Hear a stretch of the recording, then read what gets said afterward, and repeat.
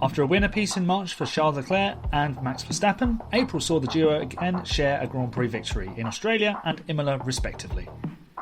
With the extra opportunity for points in the first sprint race at Imola, the drivers were keen to build on good starts or get 2022 kick-started. Welcome to the 5 Red Lights F1 podcast. This video is the results of the April vote for Driver of the Month. My name is Aaron Harper. This vote is designed to encompass more than a single race performance, with the drivers' efforts in all sessions under scrutiny. You can get involved in May's vote by using the straw poll I set up at the end of each month. Keep an eye on my social media accounts to find out when it is. Where two drivers have the same number of votes, I tie-break them by seeing who has achieved more championship points in that month. Now for this month, there was a nice spread of votes with 8 drivers receiving votes. Valtteri Bottas and Kevin Magnussen received a single vote each, while Max Verstappen collected only 2, and Lando Norris and Sergio Perez scooped 3 votes each. The top 3 scored 4, 5 and 7 votes respectively. The winning driver took 26% of the overall votes. Let's see who those top 3 drivers are. Third place, Alexander Albon. It was an up and down month for the Thai driver, who entered the month with a 3-place grid drop hanging over him from the Saudi Arabian Grand Prix, which he then followed with a disqualification from the Australian Grand Prix qualifying session. The 24-year-old's race day in Melbourne was superb, however, as he ran 57 laps on a single set of tyres, aided a little bit by 2 safety car periods. His last-minute pit stop did not deny him and his Williams team a memorable and well-earned point. While Albon's Imola weekend did not yield more points, his drive from the back after a brake fire in qualifying delivered an 11th place. As the Grove team tried to shed weight and improve the FW44's performance, Albon is showing everyone just how accomplished a driver he is. Second place, Charles Leclerc. Leclerc was driver of the month for March, but has slipped down a place in April despite victory in Melbourne. The Monegasque was in a class of his own in Albert Park, his performance a display of how in sync the 24-year-old is with the F175, as he scored his 4th career victory.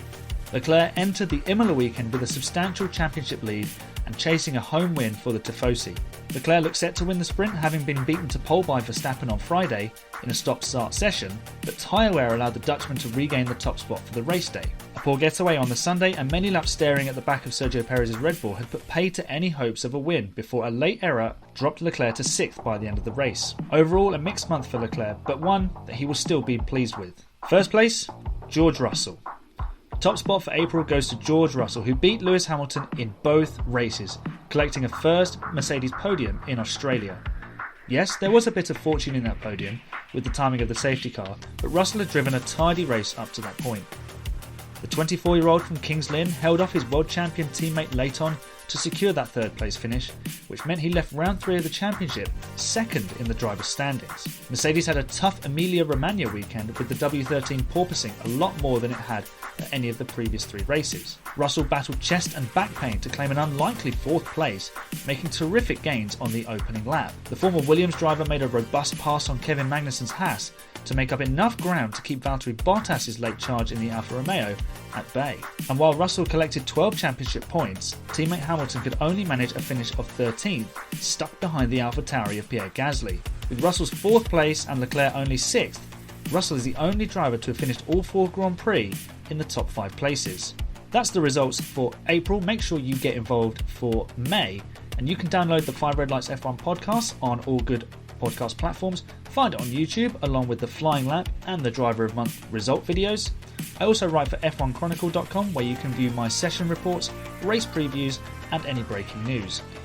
I also have my own blog site, 5redlights.wixsite.com/5RL-podblog, where I write various opinion pieces, race weekend predictions, and I look back on underrated seasons of years gone by. Thank you for watching. Like, share, follow and subscribe if you enjoyed this video. Enjoy the month of May's racing, and I'll see you when the 5 red lights go out.